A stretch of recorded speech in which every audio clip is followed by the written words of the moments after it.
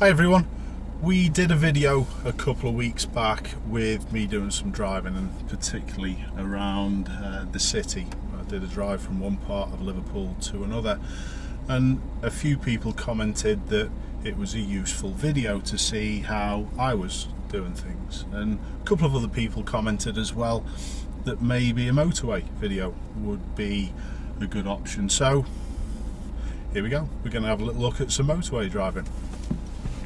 Now, we're not far away from the motorway, so I'm just going to get out of this parking space. Hopefully this fella next to me will see. Yeah, he's okay.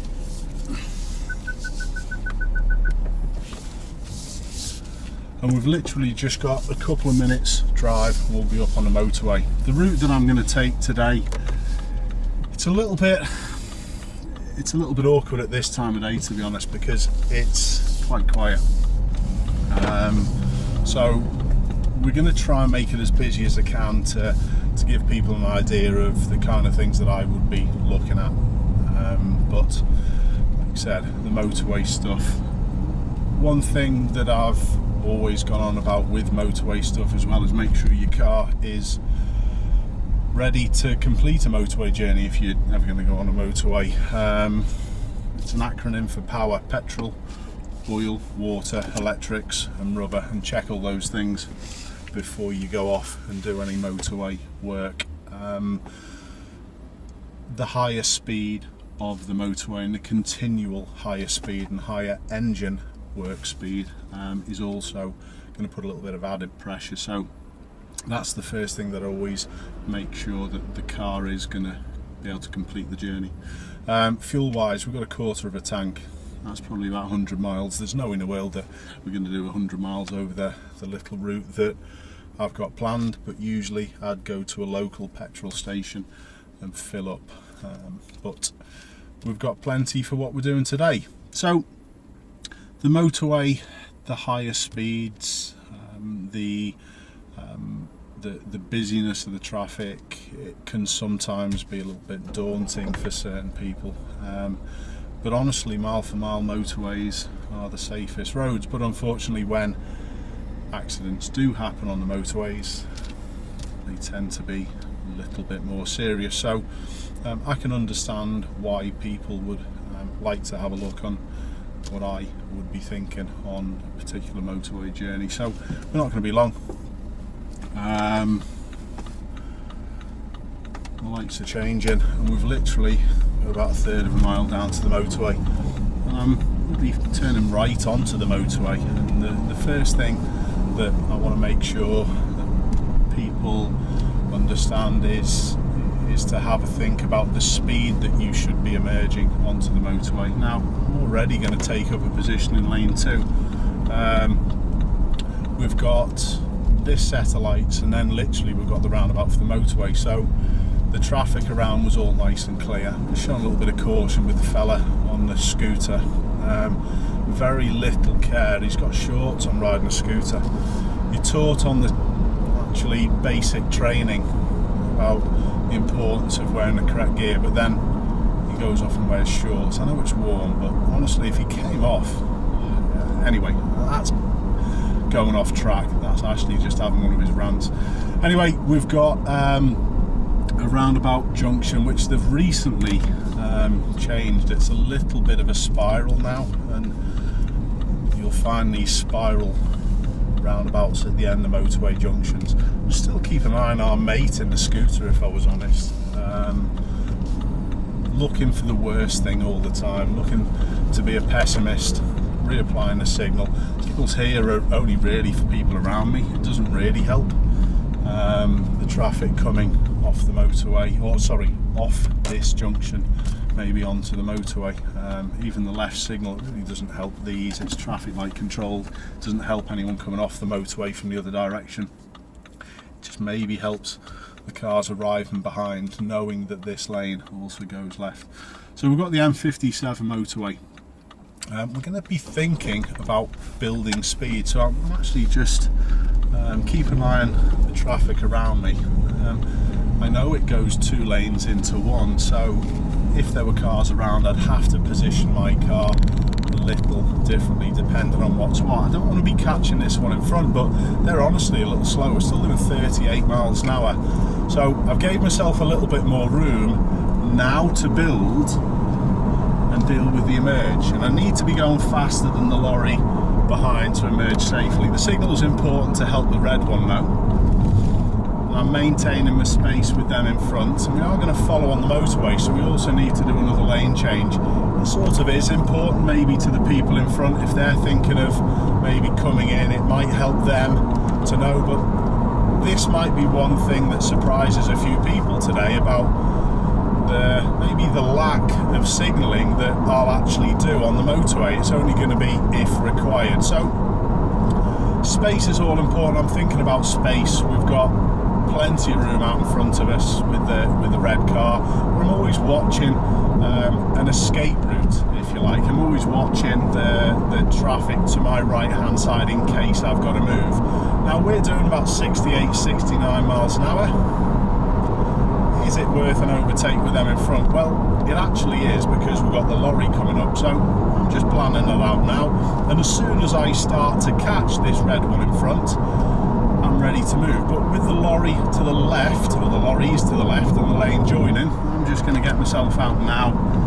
There's no one catching up behind, and even if I have to do that as a matter of a little bit of safety, just for a few moments and then come back in, I will do. So again, we're thinking about the space around, so I'm doing exactly 70 miles an hour on my speedo. I've got a decision to make now with this red one. It's actually helped a lot, but I'm not going to quite go back in yet because I'm sat right in the blind spot area. So I've got two choices here. I can either back off a little bit or go a couple more. So I've just gone a couple more, so I'm up to 73 on the speedo, which before anyone jumps on it, I'm not breaking the speed limit. If your sat nav's ever on, it will say you're doing about 69, but I've just slightly slowed again, and now I'm going to move back to the left. I've now not overtaken anyone, so I'm going to move back in. Now, middle lane hogging, this is another thing which causes people a few issues. Now, I'm not going to go back into the left because we've got the lorry a little bit further up and we're catching him. I'm not impeding anyone behind, so I'm quite happy to say I'm going to stay here.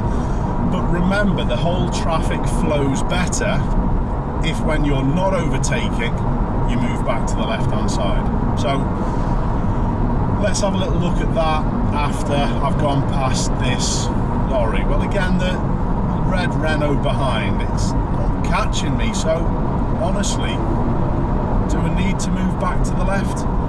No. Is it going to help anyone? No. So I'm not being a middle lane hog, even by staying here, because I'm catching the vehicle up in lane one. The vehicle up in lane one's actually moved out now. Now, they might be catching someone, but honestly, that space is quite significant for me now, so I am just going to move back. I'm not even going to signal because there's no one around whatsoever. So I think always on how long it's going to take me to catch things, and it also depends on how close people are behind. It depends whether you need to move back, but remember, if you're not overtaking, literally move back to the left, allows other people to overtake you. So we're going to stay on the motorway for a little bit. We're actually going to take the M62 a little bit further up. It's a route that I do know well.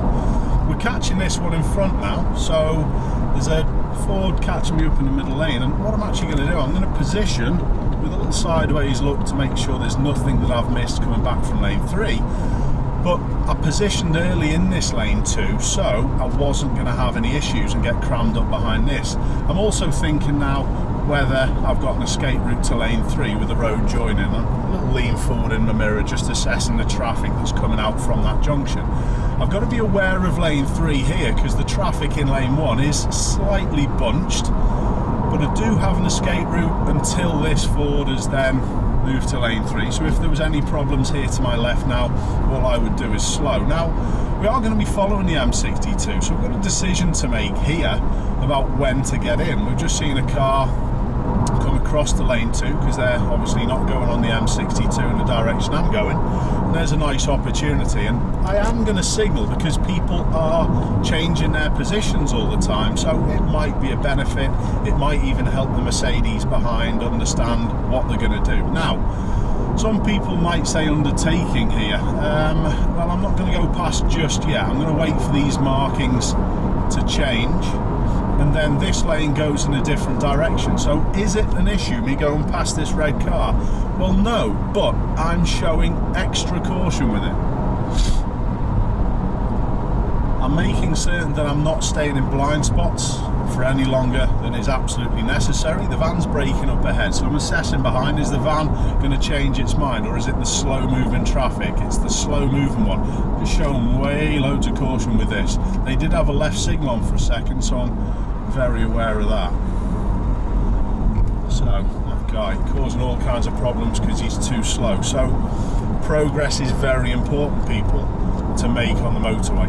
It's important to get on with things because it's the differences in speed that are the important thing. So it says advisory speed limit for this bend of 50. I'm actually doing a little bit more than 50, to be honest. I'm probably 57, 58 on my speedo. So it's not me being a rebel. It's literally, I can see really far. The traffic, there's nothing around me.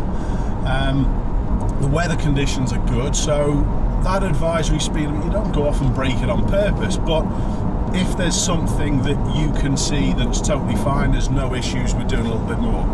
But now what I'm doing, I'm already leaning forward and I'm trying to get up to speed to do this emerge onto the 62. We've got a little bit of a slower moving traffic up in front of me, so I'm just balancing my speed and distances all the time. I'm just aware of the middle lane here, lane 2 on the motorway coming back. So I'm watching the Seat next to me. He's okay. I'm definitely going to signal, give the Volvo a little bit of warning I'm coming out, just to really deter them from coming back into lane 1. Not a problem. And now again, I'm going to look to make a little bit of progress around the lorry. There's a nice opportunity, so again, look out into lane 3. It's not really a proper blind spot check, as you've noticed. I move a lot in my seat and try and get my pupils to do the same, because moving in your seat allows you to see further in your side mirrors, and it allows you to see more peripherally out to the side, out in lane 3. So it's not a proper blind spot check, sort of like a sideways glance. So after the lorry, I'm now not overtaking anyone. The traffic is slightly catching behind, so I am just going to put a left signal on and move back to lane 1, because then this Kia that's overtaken in lane 3 may very well wish to come back into lane 2, which it does. Now, we just saw a situation with the Volvo up there, a little bit annoyed that the Seat is hogging lane 3, well, supposedly hogging, but they weren't. They're catching the vehicles in the left, so there's no issue with being in this middle lane and catching people. Don't feel bullied out the way from people. You don't have to get out of their way. There's another lane that they can actually use to go past you, and you see people sort of get angry all the time with middle lane hoggers, and it can be a problem, yes, but now, because I'm slowly catching the lorry, there's no issue with me being here. Lane 3 is clear, other people can get past that side, so not a problem. Now, what I'm actually going to do here, I'm going to stay in lane 2 as well, and it's because the road is joining from the left hand side, so I'm just watching people around. Again, lane 3 is clear. I'm trying to already build a picture on what's happening down the slip road, and now I'm catching this Seat again in lane 1, so I'm actually going to stay put for a little second just to keep an eye on what's what. Are they slowing down because the police are on the bridge at the top? Probably. And again, I'm not quite overtaking the Seat, but I'm planning further up and balancing that with the flow of the traffic around me to determine whether or not I should go back in. Now, I've got an option here maybe to leave lane 2 and move into lane 3, but because the van's catching, it's not going to take me much just to back off a mile an hour and then literally move out into lane 3, which I'm not going to do. I'd rather, with the speed that this Seat's going now, I'd rather drop it to 68 and keep a good distance with this Seat in front, rather than pushing 73, 74 just to push past. Now again, should I go back into the left lane? Honestly, with the vehicles behind and up ahead, again, I'm not catching anyone. So some people would see this as middle lane hogging. Well, not if I'm not affecting anyone. So keep an eye on things like that and think of your own self in relation to others surrounding. And it proves a good decision again, because we're slightly catching the lorries. If we're sat doing 70 miles an hour, we're going to be catching the lorries. Lorries are limited to less than that, so not a problem. But when we are in this middle lane, we've got to appreciate the space that the lorries maybe need. Perhaps they need to move out into lane 2, so again, constantly watching lane 3. We've got a Range Rover catching up in maybe a minute 30 seconds or so. This van's following quite closely to the lorry in front, so now the Range Rover is catching. I've just backed off my speed a little bit because I don't want to be in this situation with the van. There you go, perfect, just as the Range Rover was catching. So be aware all around. Now we'll have a little look and go out into lane 3. The van's not quite doing 70 miles an hour, so I'm going to use the extra free space and go past. Moving back from lane 3 to 2 is also another important time to signal, because the van in lane 1 could be thinking about coming out, even though there's no real reason for them to do it at the minute. Okay, we're again catching the Seat. Slow down. Perhaps they're going to do a left turn a little bit further up, so I've just adjusted my speed. Not loads, because I don't want the people behind to then be forced to overtake me. And again, I'm going to go out into lane 3 and make some progress while the traffic is a little heavier. It's not heavy, but a little heavier than it has been. So making a little bit of progress on this Seat. We're doing 71 miles an hour on my speedo again. It's not actually breaking the speed limit, I'm just using that extra miles an hour to get past. And now I'm going to come back in because it really helps this BMW out in lane 3. Okay. Now we've got a road joining. The van in front of me, it's sod's law, as soon as I move back in, it's slowed down. So I'm just going to let the BMW pass, and then I'm going to look for a route out into lane 3 again. Kept as much space as practically I can, and then out we go again. So back to 70 miles an hour. We're making progress on people, although we're making progress slowly. That doesn't matter. Again, do not be bullied into doing 75, 80 miles an hour just because people behind. You will get back in and out of their precious way when there's time and room to. So I'm assessing this now. Just had a quick look at the black one to the left. I am going to pop it back into lane 3 as it is, but I'm watching this minibus, and especially the one with the trailer. Okay, so that was a little bit of an awkward situation, and again the minibus was and is looking to come out behind me. Okay, so that's fine. Got plenty of space around. There's an escape route again to my right hand side. The van in lane 2, as we see it now, isn't catching, so it shouldn't be an issue. The left lane a little bit further up does head off towards Warrington, so maybe we're expecting people who haven't seen these signs up above the road to maybe be coming back in. But again, I've got an escape route to lane 3 or lane 4 as it is now, so never an issue. Okay. So, one road coming on, one road coming off. I've just got a little concern about the cream Renault. I could go out to lane 3 if needed, but we are okay. And again, I'm making sure I'm not staying in people's blind spots for any longer than necessary.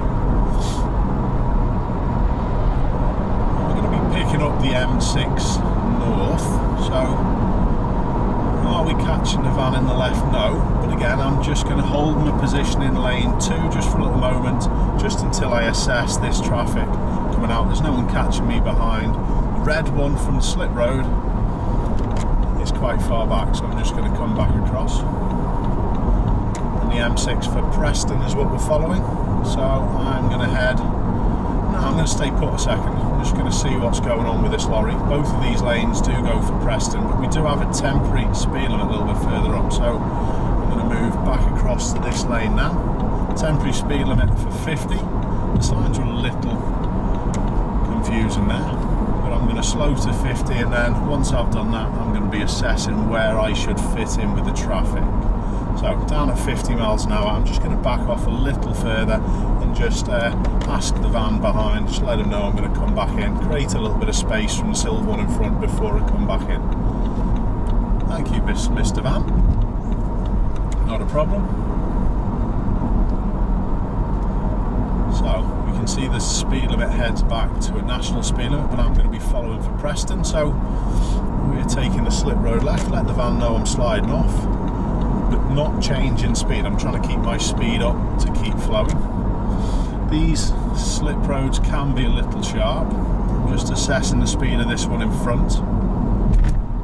We've got plenty of torque available with a 2-litre diesel, so I don't need to have the engine screaming to get it going. It did cross my mind whether to go past the silver one, but because we're emerging a couple of times a little bit further up, I thought against it. But again, I'm matching my speed to fit in with the red one. Nice signal, the lorry is holding back. I just had to increase. No, the lorry's not holding back, he's actually increasing, which is poor on the lorry's sake. So what I'm going to do, I'm actually going to hold back now.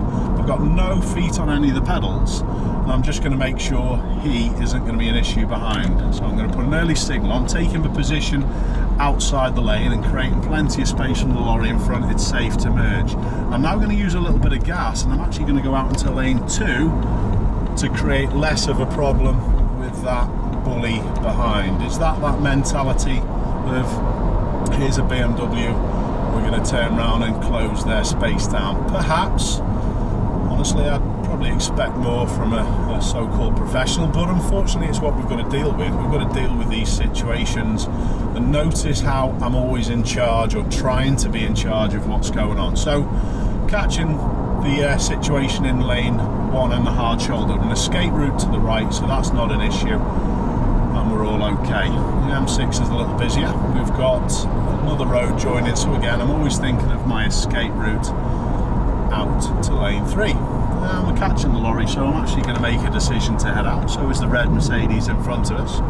Now I'm watching the white Ford in the middle lane. I'm staying relatively positive with the Ford, but also always being ready to change my mind. Okay, wind isn't too much of an issue today going past lorries. Now coming back in, the van's not really catching me. There's nothing in lane 1 this time, so I'm just going to actually move back. And some of you will be rocking off your seat regarding signalling, but honestly, it's not always needed, people. Watch people around and see whether it's going to benefit, rather than just getting into that habit and act of putting it on all the time. And just little work on this as well while we're here. The next opportunity I am going to use to move away, I like people to keep an eye. I'm going to do it now. So my signal's on for 2 or 3 seconds to allow the camper to see what I was doing, and that's perfect timing. Don't put your signal on and move at the same time. It's utterly pointless. And even here, I'm going to leave it on for 2 or 3, and then I'm going to decide to move in back behind the red one. Signals are there to show people our intentions, not what we're doing. So for everyone who puts their signal on at the same time as moving, now you need to change what you're doing a little bit, because it absolutely is pointless. Put it on to help people. So back to it. I'm going to be catching the lorry in lane 1, and although the dash cam footage looks as though it's miles away, it's not. I'm going to be catching it within 5 or 10 seconds. So honestly, I've got an escape route to lane 3.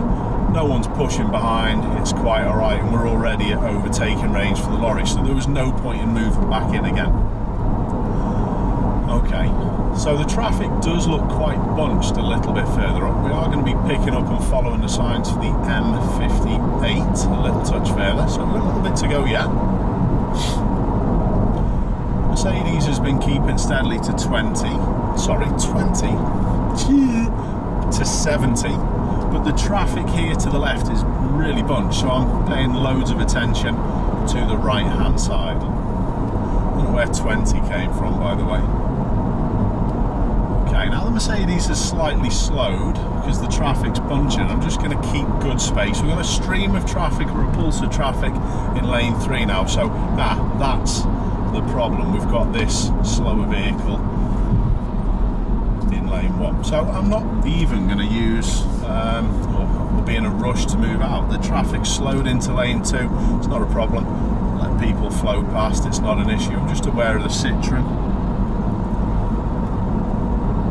Okay, and you can see the problem with slower moving vehicles. Okay, so now it's cleared. I'm going to get back up into 6th gear, and I'm going to use a little opportunity here just to move away. I've increased my speed to keep up with the red Evoque in front of me and used a little gap. Not a problem. And again, now I'm out in this space, I'm creating a little bit more space around me and managing the situation. Are we catching the Citroen C1 in lane 2? Slightly. The van's not catching behind, so I'm just going to be a little bit more patient and just go past the Citroen unless they decide to speed up. You know what? They are. So I'm going to change my mind, signalling mainly for the lorry, and I'm going to come back in. So be patient a lot of the time, people. Don't think that you've got to react and move instantly. Make a good decision rather than a rushed one. So we've gone through this process a few times with roads joining out. I need to know my escape route, which there isn't an escape route this time. Again, the traffic is quite bunched, but there's nothing of interest coming out of the slip road. We're all okay there, that's fine. But I'm keeping aware of all this bunched traffic. We've just seen one lorry move out to lane 2, so with the Corsa just to my right, I'm just slightly increasing my space between me and the lorry in front. So therefore the Corsa's passed a little sooner, and I can now use the space to use lane 3. So we're trying to keep things flowing all the time. We're looking into the distance nice and far, and don't forget we're looking into their mirrors nice and far as well. Don't just look at the first car behind you. Now, people carry behind, it has come up relatively quick, so I'm just going to move back into lane 2. There's a little bit of traffic in lane 2, but I'm just being aware that I'm not going to be here and causing any problems behind, which at the moment I'm not. I'm aware moving back to the left sometimes may help people behind, but it also may hinder, and that's one of the problems that people actually have, and one of the reasons why people lane hog. Now, what I'm actually going to do, I'm just going to use the space that I have before the 4-wheel drive to actually make a little bit of progress around the coach a little touch further up, but also the coach has moved back to lane 1, so I'm perhaps expecting now this traffic in lane 2 to build their speed a little bit. And people do that. They stay in this lane 2 because they're wary and they're not probably good enough sometimes to switch lanes, and they've built their speed. So now we're in a little bit of a problem, so I'm just going to speed up to maybe 72, 73 on my speedo just to stay in front of the Audi. I'm not interrupting the flow behind, but I'm still a little bit close, so I'm just going to keep to 72 and just literally try and glide past this blue one. So again, I'm not braking speed limit, there's no way in the world I would, but sometimes using those extra 2 or 3 miles an hour may just help you sort it out. So we've got an issue now. We've got my junction off in 1 mile, so I'm going to keep a little bit of progress here, but it's really important that when you're doing this that you still keep really aware of this lane 2 who could come out. I just saw a nice space in front of the green lorry that I was able to take. I'm aware of the white one coming back in, the white-sided lorry. I'm just going to show people around with a signal.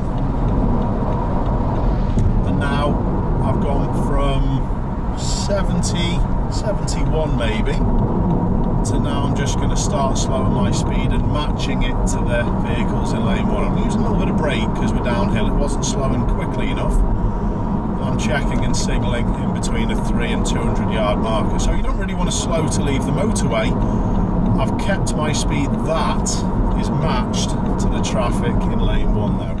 And now I'm keeping flowing, but I've just seen the vehicle in front of the Renault, the one that's far around the corner, actually braking, so I'm suspecting there's going to be a few issues down at the bottom. So we're going to be following for Southport and Skelmersdale on the M58. There is a queue, so I'm using the brake nice and early, slowing and controlling anyone behind, watching the car coming quite quick behind. I've left myself a little bit of space. I've kept it in first in case there's any issues I need to escape either side. I don't trust anyone behind. Sorry for the loss in audio quality. We've also lost the camera that's pointed at me. Now, unfortunately, it's stereotypically Sony cameras that do this. They don't tend to like hot weather, and this one decided it's too warm and shut down. Okay, so I'm going to be turning left. I'm going to show people I'm heading off. The lights could change, but nothing is really problematic behind, so we're okay. Once we're on green, checking around the junction, keep an eye on the one to my side. Because of the lane 2 not being flowing, because the lorry's there, I'm going to accelerate but keep up with the Corsa, who was really eager to get past. I'm just going to stay put. The van's again pushing. I'm going to keep the space. I'm actually going to use a little bit of brake. And now I'm going to use lane 2 and out round. The signal there was for the Fiesta, and the signal here is for the Golf. I'm going to hold back and let the Golf come out as well. Not an issue. It literally takes 2 seconds of your time just to back off. The van up ahead is a massive danger on what he was just doing with the Corsa as well, and the Corsa's going to want to come back out around the lorry, so I'm staying well clear of this. There's no one behind me, no issues. I don't know whether it was visible on the dash cam, but the van was really pressurising the Corsa there, which is, again, poor driving on the van's part. We're going to be catching the lorry quite comfortably, so we'll find out in lane 3. So again, I talk about it all the time, peeps, about risk. What I'm ever trying to do is just lower risk. Now, situation here, who's at the back? No one. Who's at the front? No one. Is the black vehicle in lane 1 catching anyone? No. So it shouldn't be coming out, so I'm just going to glide across into lane 2. Not an issue. So yeah, we're all about lowering risk, and to be honest, people don't do that enough. They're just all impatient and self-orientated about their route and their rush. Now, what I'm going to do here, because the motorway is a little bit lighter, I'm just going to put the cruise control on. Have a little look at that. Set it at 70 again. No one's catching me behind quickly. I'm just going to glide back to lane 1. So the cruise control, if I could speak properly today, people, I'm sorry. The cruise control is an important tool. It actually aids to your planning abilities as well, so do try and use it, but pick your opportunities. Most of the stuff that we've had back there has been a little busy for cruise control, but at the moment the section that I'm on is quite light and free flowing, as this motorway usually is, to be honest, the M58, so it's an ideal opportunity to relax your feet a little, but that's all you're relaxing. Maybe your hands, people do hold the wheel a little tight, but your eyes never relax, they never stop. Even now I'm constantly watching. We're catching the lorry in lane 1, and I'm actually going to take a position up in lane 2 already for the Land Rover that's catching up behind, who's just moved back into my lane. So I've positioned early to again lower risk. I'm actually going to keep the cruise on, but I've got a little bit of an issue here because the Land Rover's catching. There's a little bit of an issue with the vehicles bunching, so I've just taken the cruise off for a little moment, allowing that to finish. The Audi, I'm also going to do the same. He's catching me quickly, so I'm just going to back off and let him finish. The BMW isn't catching us quick, so I'm going to move out to lane 3, back off up to 70. And is this Corsa one of those people who again is inept at lane changing? She'll just speed up when she's got a clear route in front of her and slow it down when there's a problem in front of her, maybe. Now, I am going to signal definitely to come back in, but I'm just going to delay it, just because that lorry close to the Home Bargains lorry and the junction was far too much of an issue and a risk for me, so I just stayed out of the way. The BMW can wait. Now, I'm going to signal. I'm on a little lean just in case anyone was coming late, and I'm aware of this situation to my left hand side. Again, I'm just going to slow now. BMW was catching. poorly timed signal for the one in front, so it was a good job that I was keeping an eye out for it. Notice how late the Kia actually put the signal on. They put the signal on and virtually moved at the same time, so that was awful. But it's our job to actually sort that out. So my signal's on again for 2 or 3 clicks at least before I'm thinking about even moving. And now all that's calmed down, assessing the road and assessing the situation, it's reasonably clear. I'm going to get the cruise control back on. Now, it was last set at 70, so I can press resume and it will just pick up from where it left off before. Not a problem. So, never stop. Even though the journey today hasn't been that busy, the amount of thought that goes into it to cut down on risk, I'm just going to move back to lane 1 and we're going to signal. You know what, I'm not going to move back to lane 1, the van's not catching me, there's nothing coming out, so there's nothing wrong with changing your mind. It was a good shout because we've got the silver Volkswagen again coming and merging into the motorway. Little lean forward, no one's there, it's fine. Holding station just for a little bit, there's no one behind, not a problem. So again, not lane hogging. I am going to be catching the lorry, so there's no in the world I'm going to go back to lane 1 before I'm past this lorry. So there's so much thought that goes into it all the time, people, that some people just point, they just look at this lane in front of them and just have no appreciation for all the traffic around. Even now while I'm talking, assessing the flow, I'm actually going to signal this time. It's not even really for the Volkswagen, it's for the Honda out in lane 3, because then they can start their route as they have done into lane 2. So remember, people, not every situation needs a signal. It's only observations that allow you to actually do this properly. I've just parked in, peeps, to turn the camera off and realised that it wasn't recording. Now, until I get home, I'm not sure how much has recorded, but if I haven't done the outro, here it is. Thanks a lot for watching, people. I hope that was a little bit of help for people. I hope there's enough in there for people to take from and improve and implement into their driving. And thanks for everyone's support, and I'll see you all soon.